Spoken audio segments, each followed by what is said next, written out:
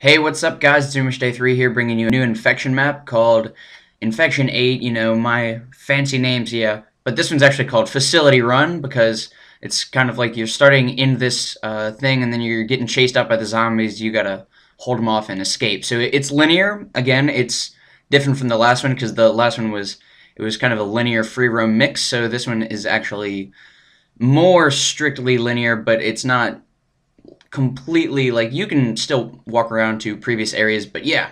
Anyway, it's made by me and aDamnCivilian. He made most of this whole starting area, the human spawn and all that. I cut out part of the film here just because it was kind of a boring start. I didn't get any kills or anything, so figured I'd save a little time.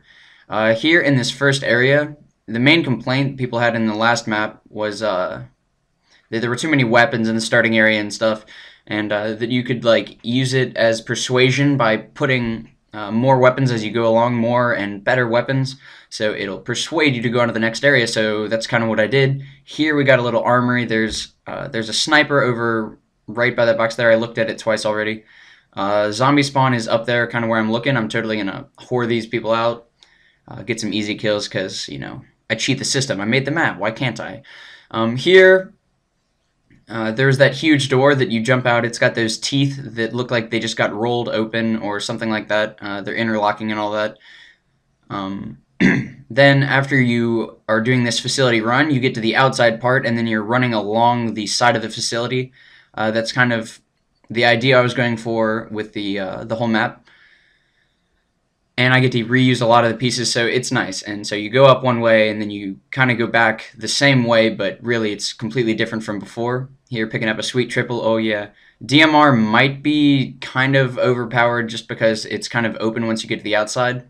Oh, and the spawn times. So you can get through the first doorway at 3:40. It's a 5-minute game. Make sure you get the custom game type, or it won't work because it's got like different gravity and stuff, so zombies don't die because they spawn and jump down from the tops of buildings and things.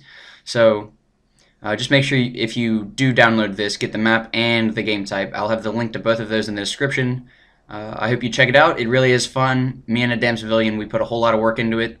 Lots of testing and then changing little things and all that. If you saw the very first version of this and then this very last version here, I'm like, dude, what are you doing? There's a zombie. And he just kind of sits there.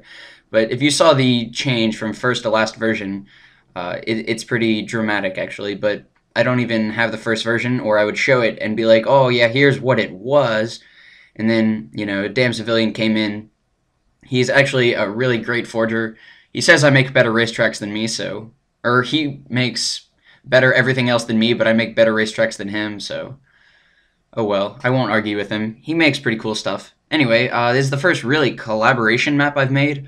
I usually just forge strictly alone because that's how I roll, I guess, and I don't like the whole forge lag thing with dropping objects. Check this out, it's hilarious. Last man standing off the edge. Just look at this.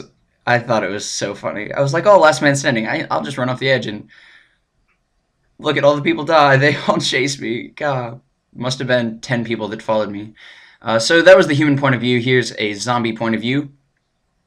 Here, at the beginning, there's not actually that teleporter. I could not, for anything, spawn as an alpha zombie, so I just had to run over there and have the guy kill me. So normally you're supposed to drop down this area, and then the teleporter spawns a little later, and then this one spawns, but I just kind of had to work with what I was given because I didn't want to have to like keep restarting the game or anything like that, because that can just get old.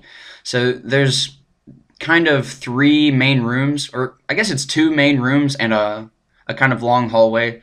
And there's the zombie spawn in the beginning, which is if you drop down, and then there's the left teleport is the closer to the beginning area. Then the right is more toward where the humans are going to be, and that's kind of how my teleporting system goes. I don't have a little indicator next to each individual teleport, but it goes the way they spawn. It's left, right, and then closer left, and then close right, and then closer left, and then closer right. So that's kind of the system you want to go for. So if there's a left and a right, if you pick the right, you'll be going farther through the map. So if they're camping in the beginning, you can stick to one of the left ones. If they're farther through and they're closer to the very end of the map, take one of the right ones, and then you'll get there. That door I have there is made out of whatever the small crates are called. I don't exactly remember, honestly. Here, check out my big doors. I think they're really cool, made out of just struts, the interlocking teeth and all. And they are soft killed, so humans can't like get up in those and camp or anything. But really, they can't anyway because they can't jump high enough. But if they had a buddy, then they could get up part of the way through it. So through all the testing and things, there's really no super cheat spot that you can have in this map. Tops of rocks, all soft killed if they're high enough. Low ones I didn't really worry about because, you know, you kind of want to give the humans a fighting chance and all. Here is the second gate spawn, so if you saw that before when I was a human, that's what they're waiting for. Here's the very first room. This is just another zombie gameplay. If you can get the drop on them, it takes 2 hits to kill them, but if you assassinate them, then that's still fair game, so they'll die pretty quick. The power weapons in this first room, like I said before, there's the shotgun in the sewer that I picked up, and that guy had the DMR, so I saw him and I was like, oh, if he's up there, he's got to have the DMR, so I tried to run away. So, I don't know, I think it's a really, really fun map. It's way more fun than the last one, especially if you have the custom game type, because 1 hit, the game goes too fast, but 2 hit makes the game slow down a little bit, so if you're a human, you can last a little bit longer. I think in the 3 or 4 rounds we played, I got about 30 kills, some other people had 20 something, so it's pretty balanced. And humans aren't invincible. You can see here they die in the very first room. Anyway, that's all I got for you guys for now. Don't forget to give this video a thumbs up if you like it, and subscribe to our channel if you want to see more from people like me or old MPS.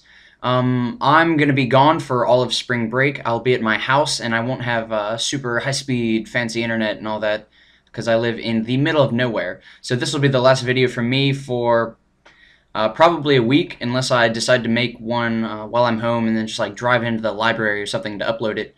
But if you don't see me for a week online or anything, that's because I'm home relaxing and recovering from college. Oh, so much fun. So see you all later.